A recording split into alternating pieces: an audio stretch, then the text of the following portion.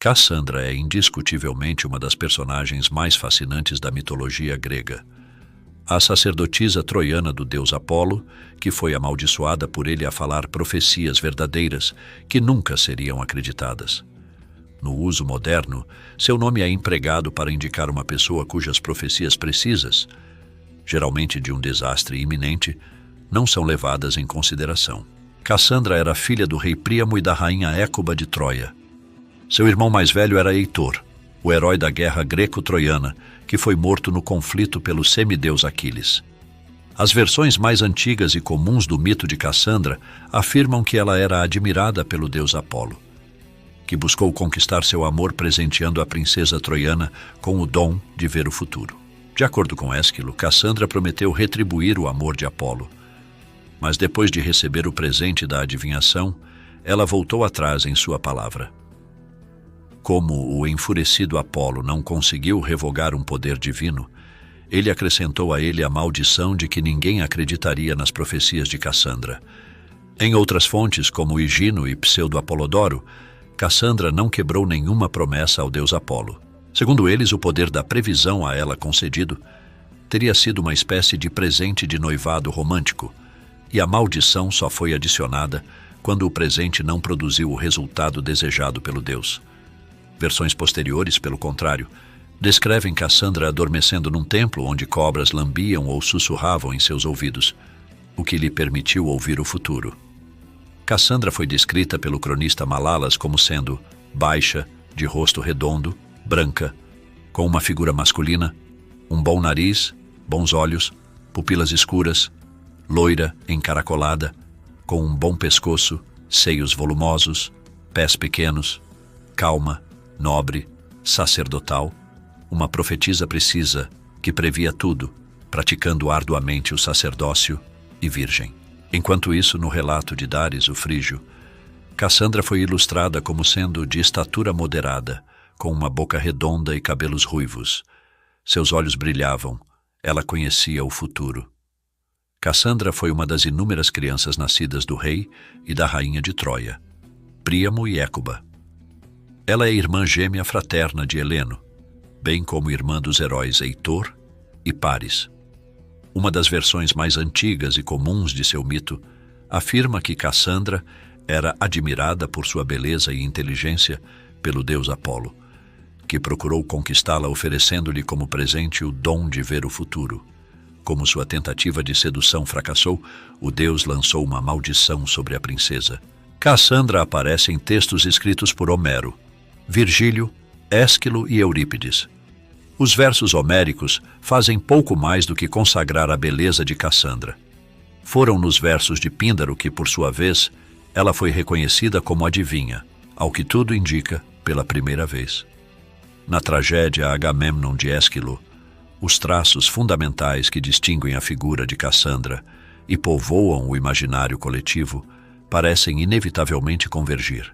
A figura complexa e terrivelmente catastrófica de Cassandra há muito fascina os amantes da mitologia grega. Quando se pensa na famosa adivinha troiana, há pelo menos 3 momentos essenciais. O primeiro deles é a Cassandra homérica. Curiosamente, na obra de Homero, seja na Ilíada ou na Odisseia, não há nenhuma menção à situação pela qual o nome de Cassandra ecoa através dos tempos, sua condição de adivinha trágica. Em Homero, Cassandra é definida para além de sua filiação, isto é, para além do fato de ser uma princesa troiana, filha de Príamo e Écuba, por algumas características singulares, mas nenhuma delas diz respeito ao universo da adivinhação. Dos pouquíssimos versos dedicados a ela por Homero, é possível destacar alguns traços que a distinguiam. Primeiramente, sua notável beleza. No canto 13 da Ilíada, Cassandra é chamada por Homero de a filha mais bela de Príamo, e no canto 24, o poeta diz que a princesa troiana é tão bela quanto a áurea Afrodite. Cassandra também é destacada como uma partenia, um desejado prêmio de guerra. No mesmo canto 13 da Ilíada, a jovem é o prêmio desejado por Otrioneu, em troca de seus altos feitos na guerra de Troia. No canto 11 da Odisseia, Cassandra morre ao lado de Agamemnon, e ainda que seja impossível determinar a natureza da relação entre ambos no poema, Vemos em fontes posteriores que a princesa troiana havia sido dada como prêmio de guerra ao líder da expedição Argiva. Homero relata que no momento em que Cassandra enxerga seu pai, o rei Príamo, chegando de volta às muralhas de Troia com o corpo de seu irmão Heitor, como se lê no canto 24 da Ilíada, ouvem-se seus gritos, soam por toda a cidade seus gritos e lamentos. O poeta também relata o momento terrível de seu assassinato. Numa emboscada preparada por Egisto e Clitemnestra para o rei Agamemnon, cujo espectro confessa a Odisseu no canto 11 da Odisseia. Mas a impressão mais terrível me veio dos gritos da vítima de Clitemnestra, Cassandra. Em Homero é o irmão gêmeo de Cassandra, Heleno, quem detém o dom da adivinhação. Heleno é chamado pelo poeta de o excelente adivinho. Cassandra é, na Ilíada, uma bela donzela cuja promessa de matrimônio inspira ações heróicas, e na Odisseia, aquela que, como vítima inocente, partilha do destino cruel de Agamemnon, o odioso inimigo ao lado de quem ela encontra seu fim, na terrível condição de escrava e prêmio de guerra. Na obra de Píndaro, Cassandra é chamada de adivinha, possivelmente pela primeira vez. O poeta utiliza o termo mantis para referir-se à princesa troiana. Nos versos de Íbico, por exemplo, exalta-se a mitológica beleza de Cassandra, por quem Apolo caiu de amores. Ele refere-se à princesa como a de amáveis cabelos, mas nada diz sobre seus dons divinatórios. Dentre os epítetos que recebe no fragmento 303 de Íbico, está o de olhos glaucos, numa alusão à tradição, que remonta aos poemas do ciclo épico que vincula Cassandra ao âmbito da deusa Atena, a deusa virgem, e não ao de Apolo. Nesse poema, o epíteto que em Homero é exclusivo da deusa virgem Atena é atribuído assim à filha de Príamo. Cassandra de olhos glaucos, de amáveis cabelos, filha de Príamo, está presente na fala dos mortais. Essa mesma associação entre Cassandra e a deusa Atena está presente no fragmento 298 de Alceu, cujos versos, se não aludem à sua beleza, como em Íbico, aludem, por outro lado, à sua partenia. Uma partenia que, numa Troia invadida e pilhada, está à mercê das mãos impiedosas do guerreiro Ájax, o Lócrio, e só pode ser protegida pela intervenção da deusa Atena. Tomado de furor funesto, Ájax veio de Palas, que dos deuses todos, venturosos, é aos sacrílegos. E agarrando a virgem com ambas as mãos ela postada junto à estátua, o Lócrio não temeu. São os versos de Píndaro que permitem ver, iluminando com clareza seus contornos, a imagem de uma Cassandra adivinha. Se, porém, no peão 8, temos uma profecia sem profetisa, na Pítica 11, temos por sua vez uma profetisa sem profecia. Dessa forma, no peão 8, lemos a respeito de um coração luminoso que brada, indica, diz, e assim ouvimos sua profecia sobre o funesto destino de Troia. Apressando-se, bradou o sacríssimo divo coração com funéreos lamentos, de súbito, e com tal teor de ditos indica: ó infinito filho de Crono, o que vê de longe, dás agora cumprimento ao há tempos predestinado sofrimento, quando aos Dardânidas Écuba narrou o sonho que teve quando em seu ventre trazia este homem. Pareceu-lhe dar à luz a uma Lucífera Irínia Centímana, que com dura violência toda Ílion até o chão fazia ruir. Os versos não deixam claro quem é afinal o autor ou autora dessa profecia. Apesar dos desejos de reconhecer nesses versos a figura de uma Cassandra adivinha, a profetizar, em tom lamentoso, o destino dos seus, a verdade é que resta uma profecia sem profetisa manifesta. A princesa troiana finalmente é encontrada nos versos da Pítica 11, com nome e atributos declarados: Cassandra, filha do Dardânida Príamo, donzela, adivinha. Quando a donzela, filha do Dardânida Príamo, Cassandra, com lívido bronze, com a alma de Agamemnon conduziu às umbrosas margens do Aqueronte a impiedosa mulher. O próprio herói, filho de Atreu, morreu quando por fim retornou à gloriosa Amícla, e a donzela adivinha levou à destruição, quando por causa de Helena incendiadas as casas dos troianos despojou de esplendor. De forma muito semelhante ao que ocorre na Odisseia, só ouvimos falar do final de Cassandra. Nesse caso, há uma profetisa sem profecia. Na obra de Virgílio, Cassandra aparece no livro 2 de seu poema épico intitulado Eneida, com seus míticos poderes de profecia. Ao contrário de Homero, Virgílio apresenta Cassandra como tendo caído em um estado mântico, e suas profecias refletem isso. Na peça de Sêneca, o jovem Agamenon, Cassandra profetiza: Por que você me chama? A única sobrevivente da minha família, de minhas sombras. Eu te sigo, pai enterrado com toda a Troia. Irmão, baluarte dos troianos, aterrorizador dos gregos.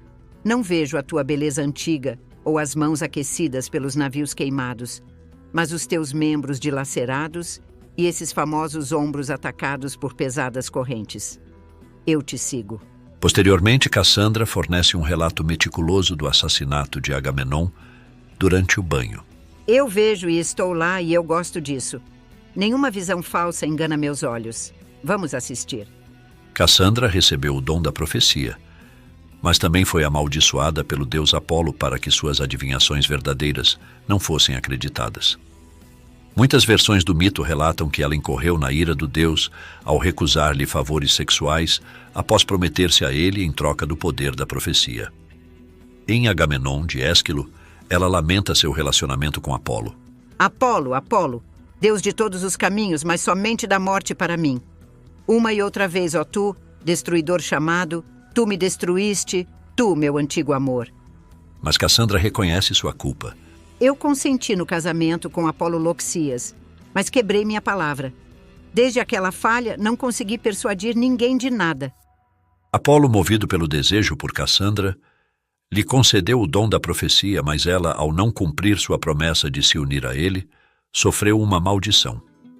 Embora suas predições sejam verdadeiras, ninguém acreditará nelas. O vidente Apolo me nomeou para este ofício. Pode ser que ele, um deus, tenha sido atingido pelo desejo? Antes eu tinha vergonha de falar sobre isso. Na prosperidade, todos assumem ares. Mas ele lutou para me conquistar, respirando amor ardente por mim. Você chegou no devido tempo ao rito do casamento?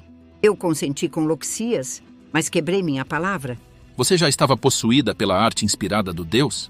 Já profetizei aos meus compatriotas todos os seus desastres. Como foi que você não foi ferida pela ira de Lóxias? Desde aquela falha, não consegui persuadir ninguém de nada.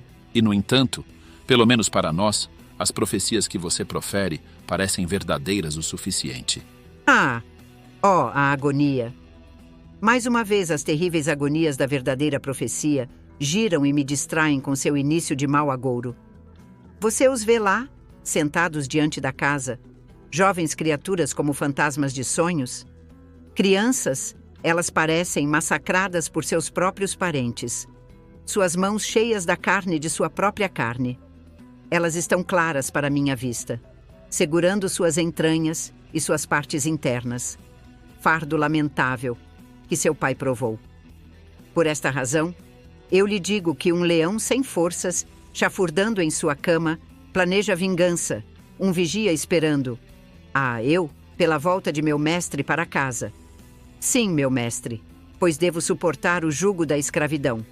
O comandante da frota e o destruidor de Ilium mal sabe quais feitos serão levados à realização maligna pela cadela odiosa, cuja língua lambeu sua mão, que estendeu suas orelhas em alegria, como a traiçoeira Ate. Tamanha ousadia ela tem, uma mulher para matar um homem. Que monstro odioso devo chamá-la apropriadamente? Uma anfisbena? Ou uma Sila, habitando as rochas, uma praga para os marinheiros, uma mãe do diabo furiosa, respirando guerra implacável contra seu marido? E como a mulher ousada deu um grito de triunfo, como quando a batalha vira, enquanto ela fingia alegria em seu retorno seguro. E ainda assim, é tudo uma coisa, se eu sou acreditada ou não. O que importa? O que está por vir, virá. E logo você mesmo presente aqui, com grande piedade me declarará uma profetisa muito verdadeira. É em Agamemnon, de Ésquilo, que a Cassandra do imaginário coletivo desabrocha, porque a profetisa e a profecia finalmente se encontram. É também, nesta tragédia, que as características da Cassandra homérica, adquirem contorno, profundidade e, por vezes, um sentido inusitado. No terceiro episódio de Agamemnon, o herói conquistador de Troia introduz a personagem de Cassandra, tanto para o público quanto para sua esposa, Clitemnestra, como a flor, dom do exército, escolhida por ele dentre os ricos despojos de guerra. E esta estrangeira acolhe-a com bondade. Escolhida dentre muitas riquezas, esta flor, dom do exército, veio comigo. A beleza da jovem ainda é destacada, como em Homero na imagem da flor.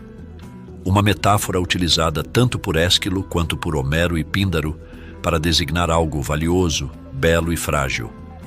Mas a imagem da flor utilizada por Ésquilo evoca melancolicamente o esplendor efêmero da beleza de Cassandra, cuja vida encontra-se tão próxima do fim. Da mesma forma, a partenia de Cassandra como prêmio de guerra ganha uma nova dimensão, visto que, ainda que a jovem seja um dom do exército, isto é, um prêmio de guerra, ela foi escolhida por Agamemnon, ou seja, não coube a ele através de um sorteio. Portanto, nessa relação entre, de um lado, Cassandra Partenos como prêmio de guerra e, de outro, o rei Agamemnon como herói conquistador, entra uma nova dimensão, a do desejo. Agamemnon entra no palácio, pisando em púrpura, caminhando para a morte, e restam em cena com Cassandra o coro e Clitemnestra, com quem a jovem se recusa a dialogar, mantendo-se em silêncio. Quando, porém, a rainha sai de cena, algo acontece. Ouvimos os gritos e os lamentos de Cassandra. Porém, desta vez, seus gritos e lamentos adquirem um sentido inesperado ao se mesclarem com a evocação do deus Apolo. Ó Apolo, ó Apolo! Não é apenas inusitado evocar o deus com lamúrias, como bem observa o coro, mas é inusitado também que ela o faça mediante um jogo de palavras que aponta tanto para um aspecto destrutivo do deus, Apollon e Apólime, que significa abolir, destruir, como para um aspecto destrutivo da relação entre ambos. Ó Apolo viário, abolitivo meu, aboliste-me sem esforço outra vez. Por que evocar Apolo com lamentos? É a pergunta feita pelo coro. A resposta de Cassandra é que o deus a desejou e, em troca de seus favores amorosos, Apolo ofereceu-lhe o dom divinatório. A princesa enganou o deus e, feita adivinha, não cumpriu a sua parte no trato. Como não se pode trapacear com os deuses impunemente, o castigo veio certo. Adivinhar, mas nunca persuadir. Em Homero, no último canto da Ilíada, Cassandra avista das muralhas da cidade seu pai, o rei Príamo, trazendo o cadáver resgatado de seu irmão Heitor. Ninguém os tinha notado, nem Teucros, nem Teucra de cinto elegante, com exceção de Cassandra, tão bela quanto a áurea Afrodite, que da alta Pérgamo o pai conhecera de pé na carruagem, junto do arauto que tem por ofício apregoar na cidade. Viu o cadáver também sobre o leito que os mulos traziam. Soam por toda a cidade seus gritos e tristes lamentos. Vinde troianos e teucras a Héctor contemplar, esse mesmo que, quando vivo, folgáveis de ver ao voltar dos combates, por ser o gáudio de Troia, por ser para todos um ídolo. Homem nenhum nem mulher, ao clamor de Cassandra, deixou-se dentro dos muros ficar. Indizível angústia os oprime. Cassandra é a primeira dentre homens e mulheres a ter notado a chegada de Príamo. A princesa encontra-se no Pérgamo, a Acrópole troiana, isto é, o local mais alto da cidade, onde havia um templo de Apolo, o que parece indicar uma relação entre a jovem e o deus, de quem era uma sacerdotisa. Numa cena marcante de Agamemnon, de Ésquilo, Cassandra e o coro de anciãos argivos dialogam. A princesa troiana pergunta ao deus Apolo: Ah, onde me trouxeste? A que palácio? Ao que o coro responde: Ao dos Atridas. Cassandra não está evidentemente perguntando pelo local físico a que ela chegou, mas indagando a Apolo por que conduzir a sua vida até aquele momento e àquele local. O coro, no entanto, ao entender literalmente a pergunta da profetisa, responde sob a perspectiva de quem vê o que está sob o alcance da vista. Trata-se, é claro, do Palácio dos Atridas. Cassandra aceita e confirma a resposta dada pelo coro. Sim, trata-se do Palácio dos Atridas, mas a percepção que ela tem do palácio extrapola a dimensão do tempo presente. Diz a jovem sacerdotisa: Sim, odeia Deus e conhece muitos malignos massacres dos seus, com homicídios e umedecido chão. A princesa refere-se aos crimes consanguíneos, os massacres dos seus, sob cuja forma se manifesta um desrespeito ao divino, e por isso diz do palácio que odeia Deus. Cassandra mostra-se ciente dos horrendos crimes já cometidos na família de Agamenon. Os crimes antigos, no entanto, fazem-se presentes para ela sob a forma de uma visão. O chão do palácio está úmido de sangue. Essa referência ao chão do palácio úmido de sangue é, no entanto, uma referência temporalmente ambígua, pelo contexto mais imediato. Parece referir-se ao crime cometido por Atreu, do qual a profetisa fala na sequência, ou seja, refere-se ao passado, mas nada impede que se refira igualmente ao crime que em breve Clitemnestra irá cometer, isto é, ao futuro próximo, quando seu próprio sangue e o sangue de Agamenon serão derramados no chão deste mesmo palácio. O coro então compara Cassandra a um cão sagaz que fareja morticínios e que acabará por encontrá-los. De fato, a visão da profetisa de antigos crimes consanguíneos antes geral, apenas o sangue derramado no chão, e temporalmente ambígua, podendo referir-se tanto ao passado quanto ao futuro, agora se focaliza e se delimita no tempo. Por estas testemunhas, acredito que estas crianças pranteiam a morte e as carnes cozidas devoradas pelo pai. Assim, Cassandra vê no tempo presente o crime de Atreu, que depois de assassinar os filhos do irmão Tiestes, serviu suas carnes ao próprio pai deles em um banquete funesto. A menção explícita ao crime de Atreu por parte de Cassandra provoca a seguinte resposta do coro: De tua glória, como adivinha, estamos cônscios, não buscamos nenhum profeta. O coro desta tragédia não pode ou não quer ver muito além do que sua vista alcança. A partida do exército de seu rei Agamenon a Troia, o auspício das águias, as profecias de Calcas, as lágrimas dos Atridas, o sacrifício de Ifigênia. Rememorar o passado não traz conforto ou prazer ao coro de anciãos, e assim, o olhar deles volta-se abrupta e imediatamente de volta para o presente, como um elástico que tivesse atingido a tensão máxima antes de se romper. O depois disso nem vi nem digo. É o que eles afirmam. Quando Cassandra, com o canto lúgubre de seu coração vaticinante, quer dirigir seu olhar para o futuro, o coro recusa esse impulso divinatório, que, diz ele, profetiza sem ter sido convidado ou pago, aferrando-se ao temor e à desesperança do momento presente. O presente é o único tempo em que o coro pode ou quer estar, não no passado, com suas vítimas silenciosas a cobrar reparação, nem no futuro, onde a morte e o horror assomam, ainda que o presente seja incerto, temeroso e sem esperança. O coro recusa o discurso profético de Cassandra. De tua glória, como adivinha, estamos cônscios, não buscamos nenhum profeta. Juntamente com a recusa aos serviços adivinhatórios da princesa trágica, há o reconhecimento do Cleos de Cassandra como adivinha. Todavia, quando Cassandra sai da esfera do passado e passa a falar de um futuro próximo, afirmando grande mal se trama neste palácio, o coro diz: Destes vaticínios sou ignorante, aqueles reconheci. Todo o país proclama. Os vaticínios de Cassandra que se referem ao passado e que são de conhecimento comum, isto é, aqueles que dizem respeito ao crime de Atreu, o coro compreende e reconhece. Mas os vaticínios de Cassandra que se referem ao futuro, isto é, o assassinato de Agamenon, o coro não consegue apreender. E quanto mais a visão de Cassandra se focaliza e mais fundo penetra nas tramas do tempo futuro, mais enigmático se torna, para o coro, o seu discurso. Assim, diz a profetisa: Mísera, isto farás? Ao lavares no banho o teu marido. Como direi o fato? Logo isto será. Ela estende mão após mão alcançando. Nesta visão, Cassandra vê a vítima e a ocasião do crime. Agamenon é morto durante o banho e também que quem perpetra o crime é uma mulher.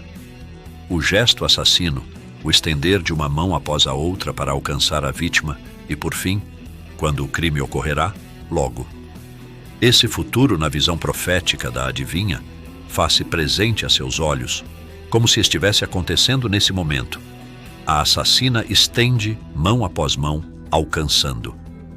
A essa experiência que Cassandra tem do tempo futuro, o Coro obviamente não tem acesso porque, antes de mais nada, ele não é como ela Mantis, e além disso, não se trata apenas de um conhecimento relativo ao tempo futuro, mas de uma experiência presente de um tempo futuro. As palavras de Cassandra, por serem inacessíveis aos que não são capazes de ver o futuro, são qualificadas como enigmas e oráculos obscuros. Ao profetizar o assassínio de Agamemnon, as palavras de Cassandra, por vezes, adquirem uma tonalidade oracular. Olha, olha, põe longe da vaca o touro. Na túnica com negricórnio ardil, ela captura e fere, e ele tomba na banheira cheia d'água. Narro-te o caso de dolosa homicida bacia. Ao final, Cassandra abandona o discurso oracular enigmático e diz simplesmente: Digo que verás a morte de Agamemnon. Não há mais mistério a ser desvendado. Não há linguagem oracular a ser decifrada. Não há necessidade de nenhuma hermenêutica de sinais. Apenas um enunciado, que é quase uma denúncia. A princípio, o que restaria ao Coro seria apenas acreditar ou não, já que a fala é tão clara. Mas como é sabido há séculos, há um problema invencível e intransponível: a maldição de Apolo. Não importa quão claro, límpido e cristalino seja o discurso profético de Cassandra, ainda assim, ao final, a mão punitiva do deus torna a profecia da princesa ininteligível e obscura. A peça Agamenon da trilogia Oresteia de Ésquilo retrata o rei pisando no pano escarlate colocado para ele e saindo do palco para a morte. Após a ode de pressentimento do coro, o tempo é suspenso na cena de loucura de Cassandra. Ela esteve no palco, silenciosa e ignorada. Sua loucura, que é desencadeada agora, não é o tormento físico de outros personagens da tragédia grega, como em Hércules de Eurípides ou Ajax de Sófocles. De acordo com o autor Seth Shine, duas outras descrições familiares de sua loucura são a de Hércules em As Mulheres da Trácia, ou a de Io em Prometeu Acorrentado. Ele especifica que sua loucura não é do tipo que usa a linguagem para descrever agonia física ou outros sintomas físicos. Em vez disso, ela fala desconectada e transcendente nas garras de sua possessão psíquica por Apolo, testemunhando eventos passados e futuros. Shane diz: Ela evoca o mesmo espanto, horror e pena que os esquizofrênicos. Cassandra é uma daquelas que frequentemente combinam uma percepção profunda e verdadeira com total desamparo e que se refugiam na loucura. Edward Frankl observou sobre os contrastes poderosos entre o diálogo declamado e o cantado nesta cena. O coro assustado e respeitoso é incapaz de compreendê-la. Ela vai para seu inevitável assassinato fora do palco por Clitemnestra, com pleno conhecimento do que lhe acontecerá. O que você achou? Deixe sua opinião abaixo nos comentários. Ela é muito importante para o canal. Se você gostou do conteúdo, compartilhe o vídeo com seus amigos e conhecidos. Um forte abraço. Nos vemos em breve. Até lá.